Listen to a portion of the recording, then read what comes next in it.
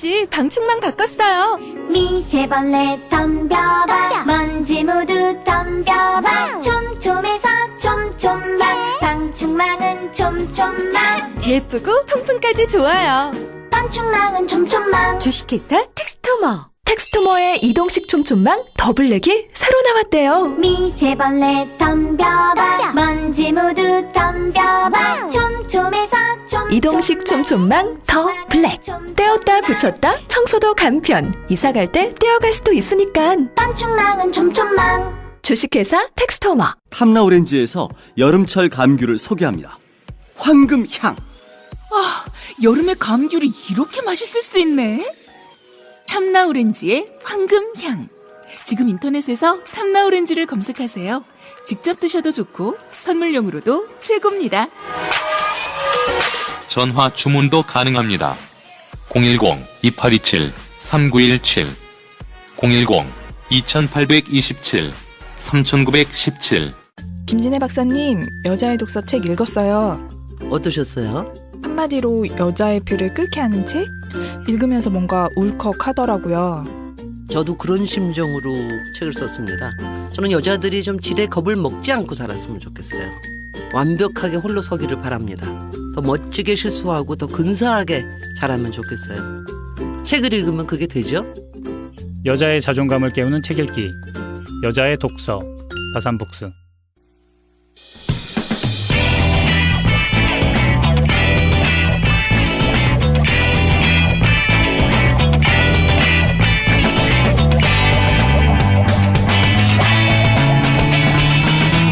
김어준의 뉴스 공장.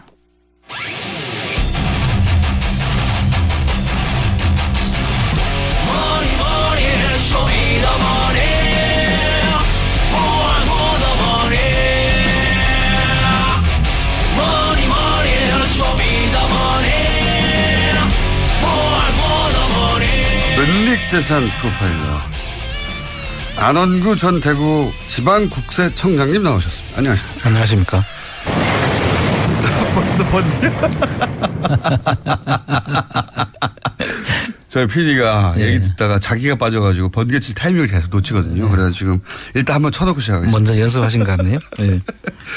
자, 지난주부터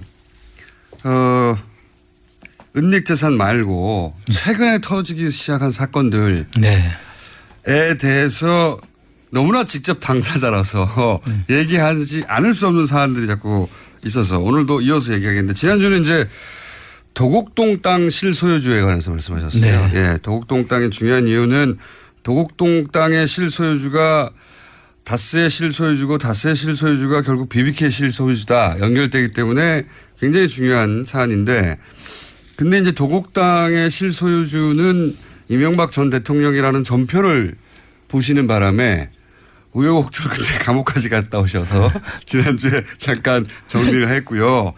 이번 주에 또 불거진 사건 또 안 하려고 그랬는데 최순실로 넘어가려고 그랬는데, 이번 주에는 노무현 전 대통령을 결국은 지금까지 얘기한 표적 수사라고 이제 의혹을 받고 있는 태강 실업 세무조사.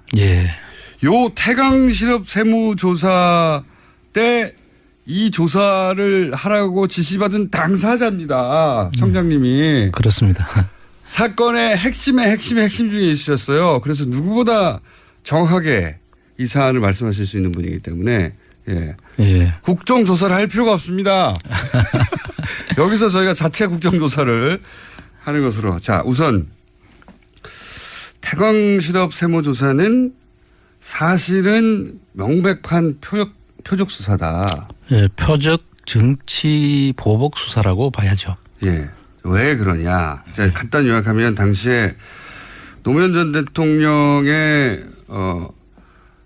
노무현 전 대통령과 관련이 있던 박연차 회장에 대해서 찍어서 사실은 그런 식으로 세무조사할 사안이 아니었는데 찍어서 털어본 거 아닙니까? 그렇죠. 이제 그 당시에 이제 촛불이 그때 강우병 촛불이 막 엄청나게 번졌을 커졌죠. 때거든요. 그때 당시에 이제 이명박 전 대통령이 상당히 아마 그 뭐 산에 가서 그 상황을 보고 걱정도 네. 하고 했다는 그런 네. 말도 있었고 그 당시에 이제 이 상황의 뒤에 촛불의 뒤에는 그 돌아가신 그 노무현 대통령이 있다고 그 당시에 판단했던 것 같아요. 예, 이명박 정권이 그렇게 지목을 하고 예. 그러니까 자발적인 사실 먹거리를 걱정하는 자발적인 시민들의 시위였음에도 불구하고 예. 그 뒤에 그 촛불을 누가 사줬냐 이런 얘기를 하면서 예. 그 말의 의미는 그 뒤에 노무현 전 대통령이 이런 시위를 주도하거나 지시한 거 아니냐. 예, 그렇게 의심을 했던 것 같아요. 해당 당시 이명박 정권은 그렇게 의심을 하였고 실제 그래서 이명박 전 대통령이 노무현 전 대통령을 찍어서 제거하기 위해서 시작한 프로젝트 1번이 바로 이거였다. 예, 그래서 그 당시에 보면은 노무현 대통령 주변에 있는 인물들, 예. 예를 들면은 이제 노무현 대통령이 허리 수술을 하신 그 우리들 병원, 네. 그 다음에 잘 가던 밥집. 삼계탕집. 삼계탕집이 이제 그 노무현 대통령하고 이제 잘 아는 지인이 네. 그걸 운영하고 있었는데, 뭐라는 네네네. 유명한 집이죠. 그 삼계탕집을 세무조사를 또 했다는 거죠. 삼계탕집을 세무조사하는 건 정말 삼계탕집을 털고 네, 다 털어본 거죠. 주변에. 그 다음에 무슨 또 그 골프장을 운영하던 뭐 네. 제2로 시작하는 골프장 그런 분들뿐만 아니라 그 주변에 있는 사람들 모든 사람들을 조사를 했던 근데 거예요. 안 나오는 거예요. 아무것도. 안 나왔죠. 네.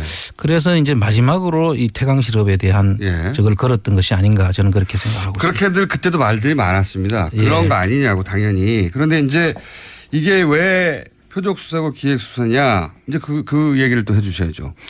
이 이제 표적 수사와 기획 조사라고 보는 의미는 이게 일반적인 정상적인 조사 같으면은 이제 개선을 따라서 이제 이루어져야 되죠. 개선이라는 게 뭡니까? 라인 이제 그 조사 라인이 그 절차가 있지 않습니까? 그렇겠죠. 예를 들면 서울청 4국에 조사를 한다 하더라도 본청장, 서울청장, 조사국장 이런 식으로 이제 라인이 내려가는데 정상적인 라인이 있는데 사실 제가 거기에 들어갈 이유가 없죠. 저는 그 당시에 서울청 세원관리국장으로 있었단 말이죠. 세원관리국장. 그 휴가가 있던 저를 휴가 중에 저를 불러가지고 갑자기 불러서 본청장실로 그것도 저는 그때 당시 소속이 서울청 세원관리국장이니까 정상적인 지시 같으면 서울청장한테 지시가 내려와야 되고 서울청장이 저를 불러가지고 지시를 하는 게 그게 순서죠. 그리고 이 사안을 조사할 위치에 있지도 않으셨잖아요. 그렇죠. 그리고 조사국장이 아니었기 때문에 조사와 관련된 이야기를 할 계제가 안 됐죠. 그러니까 청장이 그 보직이 있지 않은 사람을 직접 부른 거 아닙니까? 그렇습니다. 그것도 휴가 중에 그 일요일 날로 기획을 하는데요. 갑자기 전화 온 거죠. 갑자기 전화가 와서 이제 청장실로 올라오라고 해서 그렇죠. 정말 그 가기 싫었지만 그럼 뭐 오라고 하니까 상사가 오라 그러니까 또 가야 된다고 생각해 갔는데 가셨어요. 갔더니 이제 태강실업 세무조사를 해야 된다. 이 태강실업 세무조사해야지 노무현을 잡을 수 있다. 실제 그런 이야기를 했죠. 그 자리에서? 직접 들으신 얘기예요? 직접 들은 이야기죠. 그래서 번개. 또 우리 잡을 수 있어요. 그래서 한 발로 준 번개. 그 당시에 이제 그래서 서울청 세원관리국장인데 정상적인 절차를 아까 이야기했듯이 절차를 밟아서 지시를 하면 한상률 청장이었죠 당시에. 그 당시 한상률 청장이었죠. 그래서 들어가서 이제 그렇게 이제 소극적인 저항을 했죠. 그 절차를 밟아달라. 소극적인 저항을. 그랬더니 아니 청장이 지시를 밟아주면 될 거 아니냐 이런 거예요. 그렇지만 사실은 조사국장이 아닌 사람한테 하락하면 그 일을 맡기는 그 정당한 의미가 있어야 되잖아요. 그렇죠. 그런데 그런 청장이 시키면 하는 거지 이런 식으로 이야기를 해서 노무현 대통령을 잡으려면 이거 해야 되니까 네가 해 이거 아닙니까? 그런데 그 이유는 제가 이제 국제조사관리관도 했고 이제 그 당시에 이제 총무과장 할 때 본청 총무과장도 제가 했는데 그때 이제 베트남을 청장을 수행해서 간 적이 있습니다. 그 다른 청장님을. 그래서 그분들하고 이제 베트남 청장을 제가 이제 여러 번 이제 제가 만난 적은 있습니다. 그러니까 베트남 이 박연차 회장 같은 경우에는 베트남의 그 국빈 대우를 받고 있다고 하더라고요. 그것도 한상률 청장이 내한테 해서 내가 그때 그분의 위치를 알은 거죠. 일단 조사를 했군요. 쭉 조사를 했는데. 그래서 이제 국빈 대우를 받고 있기 때문에 보통 사람이 가서는 네. 이 베트남 청장의 그 협조를 얻어내기 어렵다. 아하. 그러니까 당신이 직접 가야 된다. 베트남에서 대우를 받는 기업인이니까 그냥은 안 해줄 것이고 아는 사람이 가야 한다. 그렇죠. 베트남을 털어야 되는데. 그런데 그렇죠. 당신이 베트남 쪽 해본 적 있지 않냐. 베트남을 여러분 가기도 했고 이제 오면은 그분들하고도 그 접촉이 있었고 잘 알지 않느냐. 그래서 그런 이유로 뭐 조사국장도 아닌 사람을 불러가지고 이야기한다는 것은 분명한 의도가 있었지 않겠습니까? 그렇죠. 당연히. 이 말도 했고 네. 노무현 대통령 잡으려고 하는 했다고 거더라고. 했고 그리고 그 순간 그 이야기를 하면서 또 이런 이야기를 했어요. 그때 제가 대구청장에서 좌천시켜 놨잖아요. 예. 서울청 세원관리국장 한 예. 서너 단계를 좌천시켜 놨는데 그 명예를 대학생을 중학교로 가라고 한 거죠. 성과를 내면 명예를 회복시켜 주겠다. 아. 이렇게 이제 또 자천을 시켜놓고 네, 말 들으면 다시 올려줄게. 그렇게 이제 또 그 덥석 물지 그러셨어요. 그 상황은 너무나도 명백하게 보이지 않습니까? 그 당연히. 내용이. 예. 그리고 저는 사실 상당히 존경하는 분이고 노무현 대통령은 지금도 그 이야기만 하면 막 가슴이 먹먹해지는데 그걸 하라 그러니까 좋을 리가 없죠. 제가. 네. 당연히 이게 무슨 말이냐고. 그렇죠. 네. 그런데 이제 그걸 하라고 하니 내심 계속 이제 절차를 밟아라 뭐 그렇게 다른 이야기하는데 이유에 이제 이야기를 한 거죠. 예. 그런데 하라면 하는 거지 뭐 말이 많으냐는 형식이었어요. 네. 그 당시에. 그래서 이제 그 조사를 하라고 하면서 조사에 투입할 것을 이제 지시하길래 그럼 절차를 밟아주고 명령을 내려달라. 네. 그러면 내가 하겠다. 네. 그러니까 그건 내려주겠다라고 하면서 네. 얼마 안 있으면 베트남 청장이 올 거다. 네. 그러면 그 베트남 청장을 내가 또 다시 접대를 하라는 거예요. 영접을 하고. 예. 네. 그래서 내가 베트남 청장을 그 영접하고 이런 것도 제가 할 일이 아니잖아요. 당연히. 예. 그 오면은 그 국제조세 관리관 이 나서서 해야 될 일이고 보직이 다 있는데 거기 다 그 사람들 나중에 보니까 그 사람들도 나오긴 나왔더라고요. 네. 무슨 일이 있었냐면 한 베트남 청장 회의가 있었습니다. 그때 네. 한국하고 베트남 청장 회의가 있어서 그 당시에 중구에 있는 한국의 집에 예. 저를 거기에 참석하라고 한 거예요. 예. 그 저녁 식사하는 자리에. 예. 일단 가서. 근데 저는 퇴근을 해버렸죠. 예. 참석하라고 여러 번 지시가 내려왔는데 항상 소극적 저항. 그 당시에 싫어 퇴근 뭐 이런 거. 예. 제가 퇴근을 해서 집에 가 있는데 그 당시 세원관리국 국제조세관리관을 할 때 제가 같이 근무했던 과장이 예.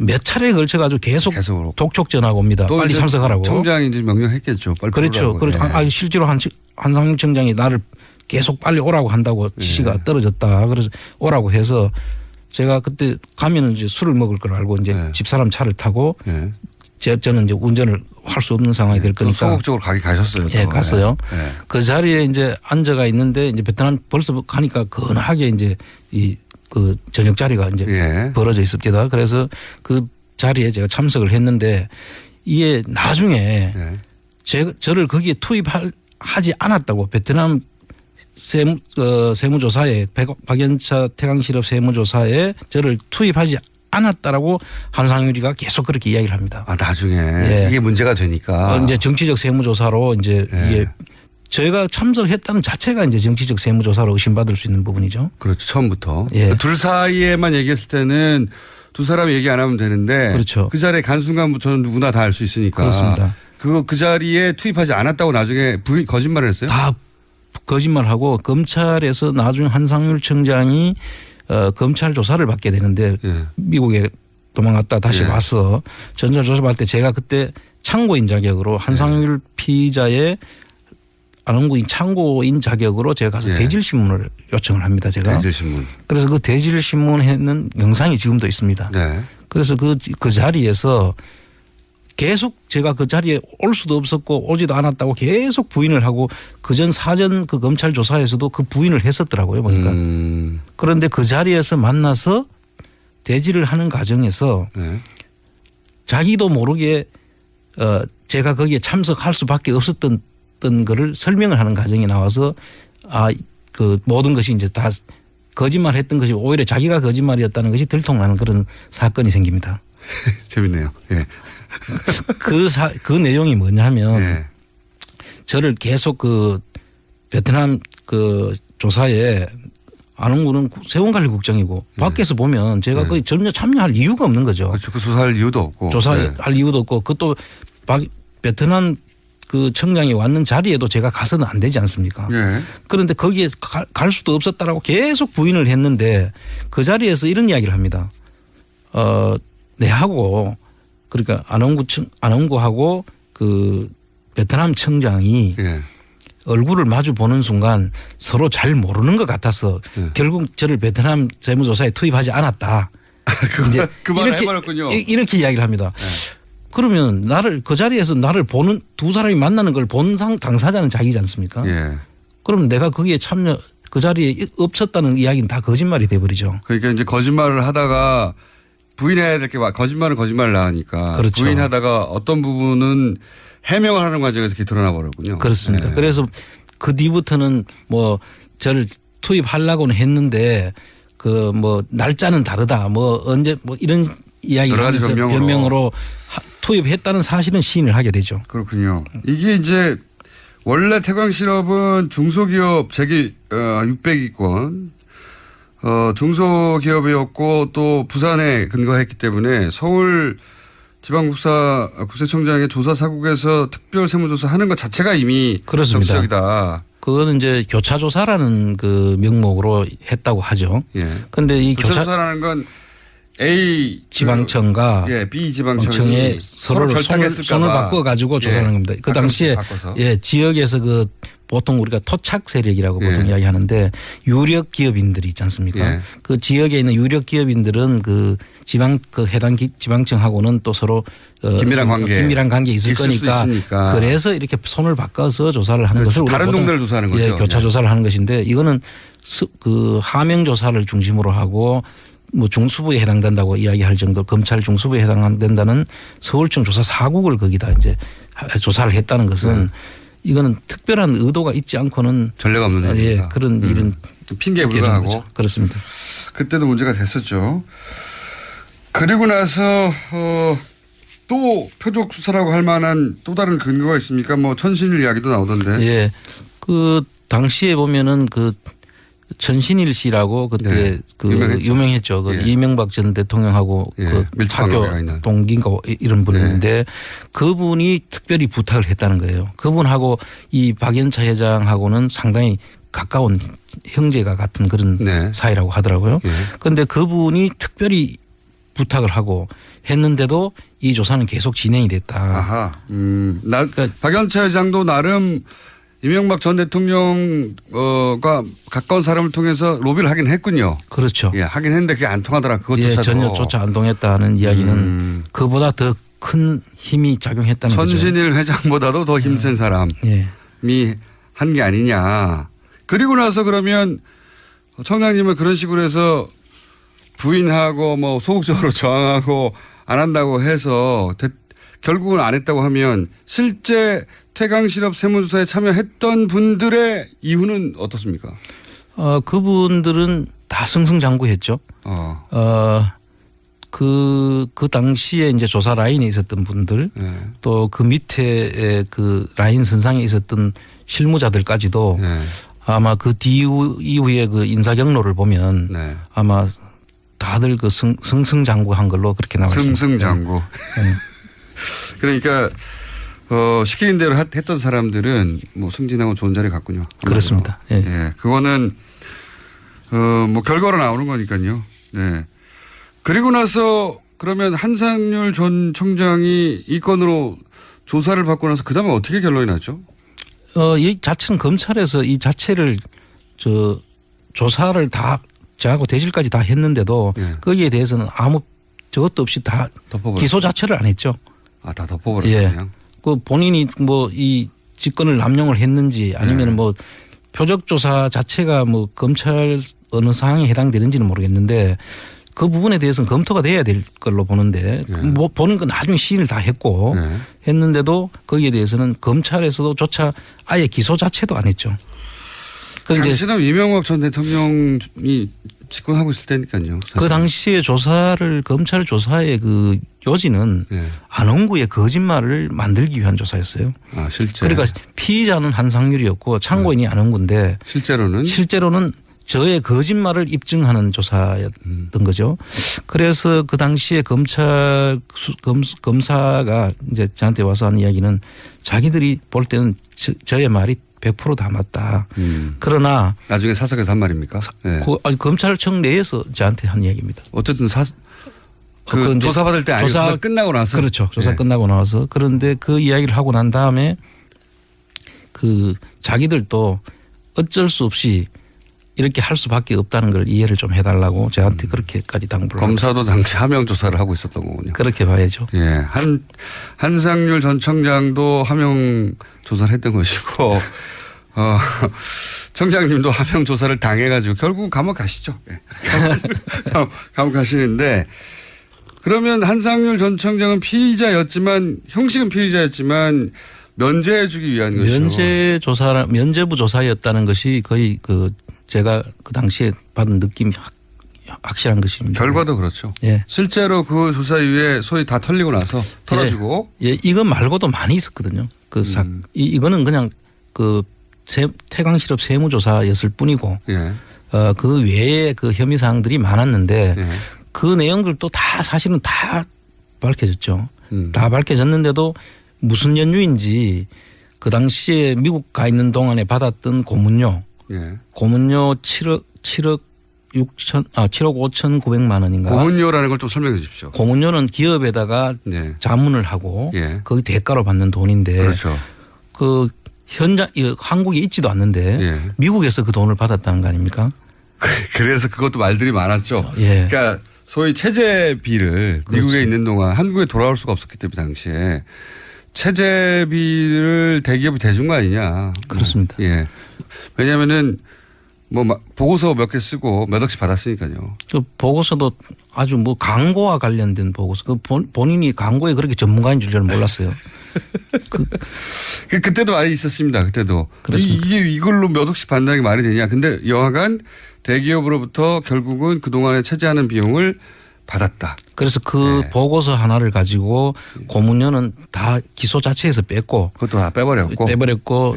그 기소를 한 것은 주정회사에서 받은 고문료인데 그걸 6,900만 원을 가지고 기소를 했더라고요.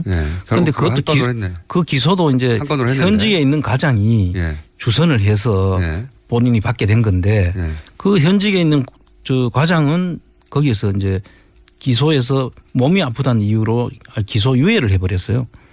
그 공동 정범으로 봐야 되는데 그걸 기소 유예를 해버렸죠. 예, 친절하고. 그러니까 그 실제로 주관했던 그 직원을 기소를 유예해 버리니까 당연히 그 자체 결과는 뻔하지 않습니까? 그래서 그 결과를 무혐의를 받았다고 주장을 하더라고요. 그리고 나서는 결국 당시에 한상률 전 청장이 새누리당 공천을 받으려고 했다는 얘기도 그때 당시 있었습니다. 실제로 공천을 거의 다 받는 것으로까지 알려졌는데 하루 전날 바뀌었다는 이야기를 기자로부터 들었죠. 왜 하루 전날 바뀌었는지 저는 모르겠어요. 이제 본인은 당선 가능성이 있을지 모르나 다른 사람들한테 영향을 준다. 그러니까 이게 그때 이제 돌던 이야기는 한상률 전 청장이 이렇게 해서 국회의원까지로 재등장하게 되면 다시 이야기가 불거진다. 그렇죠. 예. 그러려면 본인은 모르겠으나 다른 그 입후보자들 그 사람들한테 그 영향을 미치게 돼서 오히려 전부 다 낙선을 할 가능성이 있으니까. 노무현 전 대통령 표적 수사의 당사자가 국회의원까지 다시 되면 그 사안으로 당시 총선이 그 논란으로 다시 이제 휩싸일 것이고 그러면 불리하다 이런 판단이었다고. 예, 그렇게 들었습니다. 예. 그런 이야기들이 있었습니다. 근데 정확한 이유는 모르고 그런 추정들이 많이 나 있었죠. 그렇습니다. 예. 지금 본인이 직접 연루됐던 태광실업 세무조사, 기획조사에 대해서 얘기하고 있는데 그럼 이걸 누가 했을까요? 누가 이걸 지시했을까요? 그 지시를 그 당시에 이제 한상률 청장하고 이명박 대통령이 독대했다는 얘기는 여러 번 독대를 한두 번 했다. 예. 그리고 나중에 조사 결과는 그거를 민정실을 패스를 해버린 거예요. 뭐 요즘 뭐 코리아 패싱 뭐 이런 이야기를 많이 하는데 사실 민정 패싱을 한 거예요. 그러니까 민정에서 상당히 그걸 불만이었고 그걸 국세청에다가 이의를 제기했다라고 하는 그 조선일보 기사가 그 당시에 있었습니다. 그래서 그걸 보면 직접 둘이가 다이렉트로 이야기했는 것 같고 그거를 뒷받침하는 그 두 사람의 전화를 제가 옆에 있을 때 봤습니다. 아, 그래요? 예. 그러니까 이명박 전 대통령과 한상률 청장이 다이렉트로 통화하는 내용을 직접 들으셨다고요? 그렇죠. 저하고 단 둘이 있는 자리에서 그 전화를 받는데 이제 그때 뭐 추정을 할 수밖에 없긴 한데 전화를 제가 듣지는 못했으니까 손을 이렇게 엄지손가락을 이렇게 지켜듭니다. 이 전화가 여기하고 통화하는 거다라는 식이죠. 그래서 그 국세청장이 여기라고 할 때는 뭐 재무부 장관이겠어요? 아니면 대통령밖에 있을 수 없잖아요. 그래서 제가 그때 추정하게 나와 그렇게 저는 인식을 받아들였죠. 그렇게 알아들으라고 얘기하는 그런 전화가 두 번 있었어요. 그런 전화가? 네. 네. 사건 현장에 많이 계셨군요. 그렇습니다. 자, 요거 할 얘기 더 있어요. 예, 요거 할 얘기 더 있는데, 태광 실업이 표적 기획 세무조사였던 것은 그 출발부터 아예 한상률 청장이 당시 안원구 청장님에게 노무현을 잡기 위해서 이걸 시작하는 거라고 말하는 순간. 네, 그렇죠. 말했다는 것으로부터 이미 알 수 있는 내용. 네. 그거 직접 들으신 거 아닙니까? 그렇습니다. 요 사안은 저희가 아직도 뒷부분이 많이 있습니다. 오늘은 여기 1부 하기로 하고요. 다음 주에 나머지 2부, 흥미진진한 2부가 좀 남아 있습니다. 그 사건의 현장에 많이 계셨어요. 네. 최순실 은닉재산 추적하는 것은 그 다음 시간에 또 이어서 하기로 하고 태광실의 표적조사에 관한 것은 오늘 1부 여기서 마치도록 하겠습니다. 지금까지 번개 한 번밖에 안 했네요. 네. 그렇습니다. 안원구 전 대구지방국세청장님이었습니다. 감사합니다. 감사합니다. 아, 또 떨어졌어. 너 또 입사 시험 봤어? 아니, 차량용 핸드폰 거치대 말이야. 여러 개 사봤는데 실패의 연속이야. 떨어지고 시야 가리고 운전석에서도 뭐 알고 뭐 좋은 거 없을까? 싼 것만 찾으니까 그렇지. 제대로 된 거 하나 사서 편리하게 쓰는 게 더 낫지. 그런 게 있어? 그럼 있지. 1, 2, 3 할 때 2. 힘 세다 할 때 힘. 2 힘. 투 힘? 2배로 힘이 세다는 건가? 네이버 검색창에 투 힘을 검색해보세요. 오빠, 우리 어디 가는 거야? 정수 가지. 와, 우리 말 타러 가는 거야? 그렇게 좋아? 고민하지 말고 장수로 오세요. 온 가족이 즐기는 승마 체험과 국내 최대 규모의 말역사 체험관 등 장수에는 정말 볼 것, 누릴 것들이 넘쳐난답니다. 말의 심장 소리를 직접 느껴보는 장수에서의 하룬 여행. 장수는 항상 가까이 있습니다. 주말 여행은 장수로. 승마 체험 예약은 063-350-5486. 반지 벤지 반지 벤지 벤지 벤지 벤지 빼뺀지 빼뺀지 반지 벤지 반지 벤지 반지 벤지 오빠 나랑 무슨 게임 할 거예요? 벤지. 벤지 벤지 벤지 빼뺀지 뺀뺀지 오빠는 마법사 업데이트.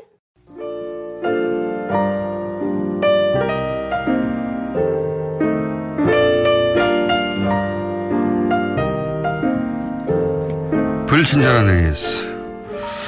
오늘 문자는 어르신들이 뉴스공장을 많이 듣는다는 문자가 좀 많이 왔네요. 어제 이태원 횡단보도를 건너는데 허리에 라디오를 찬 할아버지가 걸어가시는데 몸에서 뉴스공장이 흘러나오고 있었습니다. 네, 나이에 상관이 없습니다. 예. 또 이런 문자도 왔어요. 대학원을 전공하는데 그토록 평상시 근엄하시던 노 교수님께서 갑자기 뉴스공장이라고 얘기를 하더니 안녕 하고 강의실을 나가셨습니다. 네, 중독이 되게 되겠습니다. 그리고 오늘 산란일자 충격받으시는 분들 많은데 김떡순 들어봤지만 알떡순은 처음이네요. 예, 알떡순을 받으세요.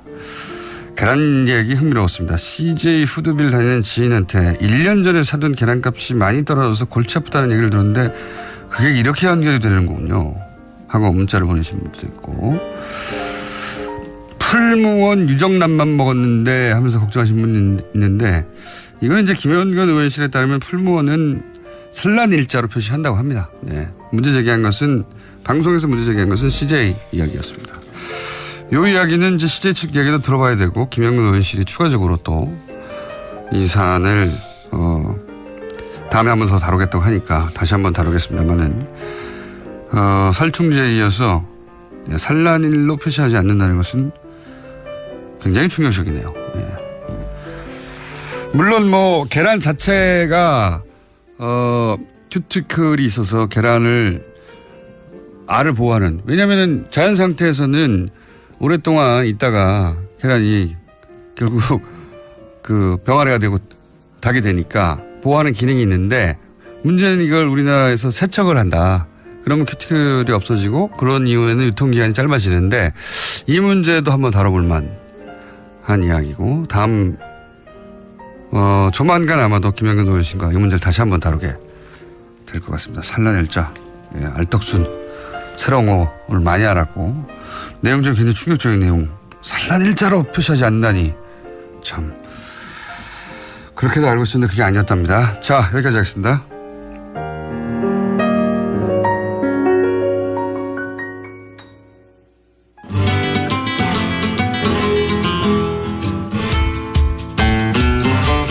자, 황교익 선생님 나오셨습니다. 안녕하십니까? 안녕하세요. 네, 요즘 먹거리 이슈들이 너무 많이 나오니까. 그러니까요. 예, 먹거리, 예전에는 식약처가 이게 뭐랄까요, 저 구석에 있는 네. 부처 취급을 받았는데, 요즘은 관심 대상이에요. 그렇죠. 예, 관심 많이 받고 있어요. 그래서 식약처장을 하고 싶다고 그러셨구나. 제가 김우준 정부에서 제가 해야 될 제가 한참 탄핵 기간 중에 저희 PD들하고 그 출연진한테 다 이제 보직을 나눠줬거든요. 그때 저희 PD한테는 MBC하고 KBS 줬고요. 또 해 하고 줬고요.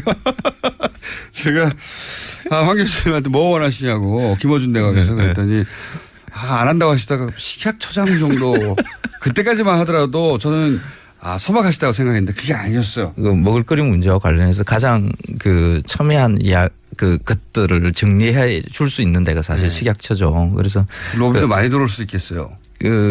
로비가 아니라 보다 건강한 음식, 좋은 음식들을 먹게 해주려 그러면 사실 식약처가 해야 되는 역할이 굉장히 크거든요. 표면적인 이유고, 거기 뭐 대기업들이 와가지고 그 식피아라 그러죠. 식피아의 문제가 기업과 그 정부와의 관계가 끈끈하게 맺어져 있는 데가 보통 이제 식약처 이야기를 해요.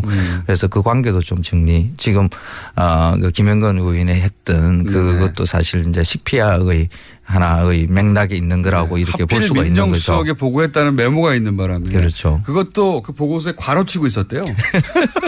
괄호치고 민정수석에서 연계하라고 했다. 저 굉장히 궁금해가지고 연초부터 계속 왜 이게 민정수석에 보고됐을까 했는데 오늘에서 의문의 일부가 풀렸습니다. 근데 지금 김영건 의원이 굉장히 중요한 이야기들을 하셨는데, 혹시 또 이게 달걀 소비에 또 영향을 미칠까 하는 그런 또 걱정도 있거든요. 네. 그러니까 통계한 잘못 오해한 부분도 풀어주실 것이고. 그렇죠. 네. 그거는 네. 또 김영건 의원님이 또 잘 풀어나가시겠죠.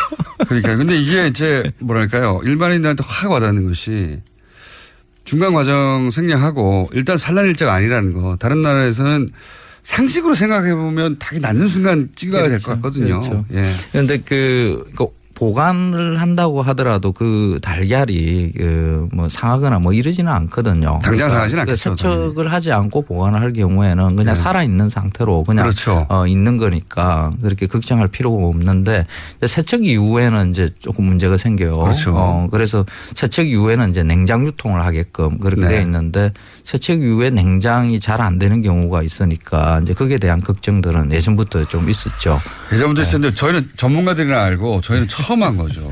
산란일자 아닌 것부터 해가지고 처음 한 겁니다. 처음 한 것이고 그리고 이게 그거만으로 끝나는 것이 아니라 생각해 보면 대기업이 연루될 수도 있겠구나라는 생각도 하고 대기업이 연루됐다면 이 박근혜 정권 하에서 대기업과 정치권의 유착 때문에 큰 문제가 되어 왔는데. 그 식품, 한국에서는 그 식품과 대기업이 이렇게 큰 관련이 있죠. 그러니까 한국의 식품 산업이 짜여질 때 아예 처음부터 이제 대기업이 그 식품 산업에 적극적으로 관여하게끔 그렇게 짜여지거든요. 그러니까 1960년대에 식품 산업 근대화해 나가는 게 그때 뭐 위생 문제 뭐 이런 게 굉장히 많았어요. 그래서 그걸 정부에서 자잘한 기업들을 대상으로 일일이 관리한다는 게 정부의 힘으로는 좀 당시만 하더라도 정부 사이즈나 뭐. 그렇죠. 그래서 기업들, 큰 기업들한테 이 식품들을 알아서 제조해서 하게끔 하는 이게 그때 당시에 어쩔 수 없는 선택이었다고 저는 당시만 하더라도. 그러다 보니까 이제 지금 너무 편중돼 있다는 것은 확실해요. 그래서 그렇죠. 이 구조를 그렇다고 해서 지금 식품 대기업들한테 이 일을 갖다 떼내게 한다는 것은 불가능한 일이고요. 그래서 조금 좀 현명한 그런 일들을 좀 만들어 산란일자가 포장일자 기준이 된 연유가 다른 나라에서는 아닌데 생각해 보면 농가에서 그걸 요구했을 일은 없거든요. 농가는 산란일자 찍어도 돼요. 자기들은 생산했고 찍어버리면 되는데 유통 쪽에서 요구했을 가능성이 대단히 높은 거죠, 사실은. 굉장히 복잡해요. 그 달걀 가격의 계절 진폭을 또 어떻게 할 거냐 뭐 이런 것들 복잡한 문제가 또 나오거든요. 복잡한 거 알고 싶지 않습니다. 산란일자를 찍어주세요. 가격 값싸게 달걀을 먹게 만드는 방법 그것까지도 같이 궁리를 해야 됩니다. 알겠습니다. 자, 오늘 주제 벌써 뭐 몇 분 써버렸네. 그러니까 오늘 주제는 뭐죠? 그 달걀 문제로 해서 또 하나 이슈가 나온 게 이게 친환경이죠. 네. 친환경. 그래서 지난번에 친환경 이야기를 좀 했었어요. 친환경은 환경에 좋으라고 하는 거다. 사람이 아니라. 그렇죠. 근데 우리나라에서 친환경이라는 그 농업에 대해서 관심을 가지기 시작하는 게 1980년대 들어와서 약간 생기기 시작하고요. 1990년대에 이제 이 생각이 크게 번지고 정책 으로 이 친환경 농법에 대한 그 지원들이 이루어집니다. 이 과정들이 유럽의 경우하고 거의 같이 이렇게 맥락을 이루는데 친환경이라는 그 농법이 유럽에서 크게 정책적으로 보호하려고 했던 이유는 그 신대륙에서 나오는 그 값싼 농산물에 신대륙을 대한 하면 북미 남미 그렇죠. 특히 미국에서 나오는 그 작물들에 대한 방어 장벽을 세우는 것의 일종이거든요. 워낙 대량으로 해야 되니까. 그렇죠. 미국은 뭐냐 비행기로 농약 뿌리고 뭐 이러는 것들 다 하니까 그러니까 유럽에서는 그런 것이 아닌 그보다 친환경으로 이렇게 하다 보면 이게 방어 상대적으로 경쟁력을 갖다 확보할 수 있을 것이다라는 거였죠. 근데 그 생각이 우리한테도 이렇게 전달이 돼요.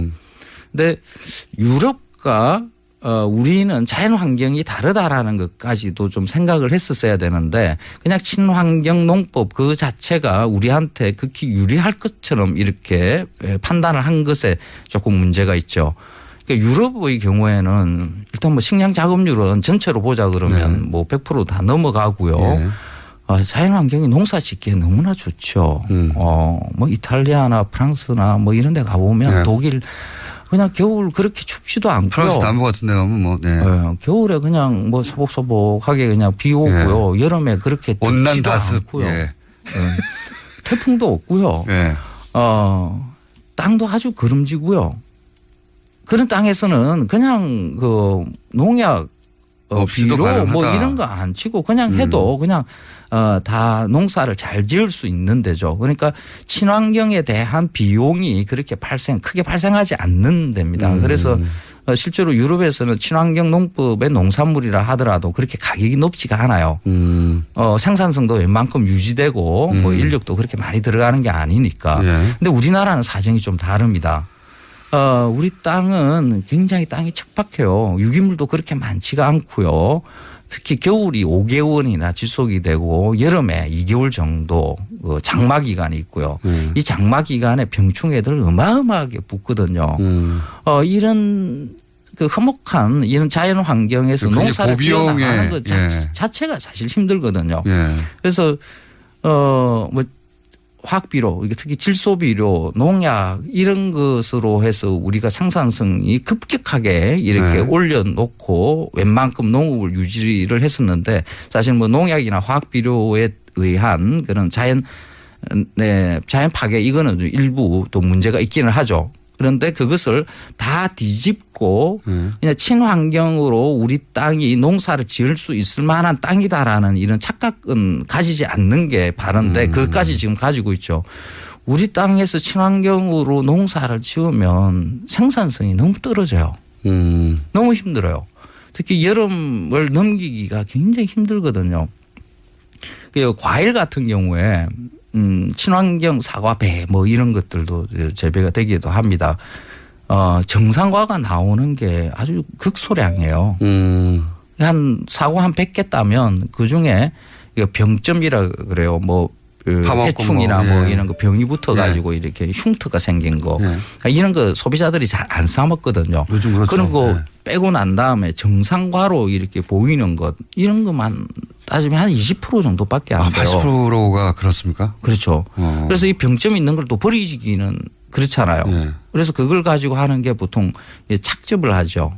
주스를 만든다. 주스 만듭니다. 그래서 유기농 매장에 가보면 사과보다는 사과 주스가 더 많이 보이는 게 그거죠. 그러니까 유기농 친환경 농법으로 재배를 해서 기껏 주스 만들어서 먹는 이런 일이 만들어지는 거죠.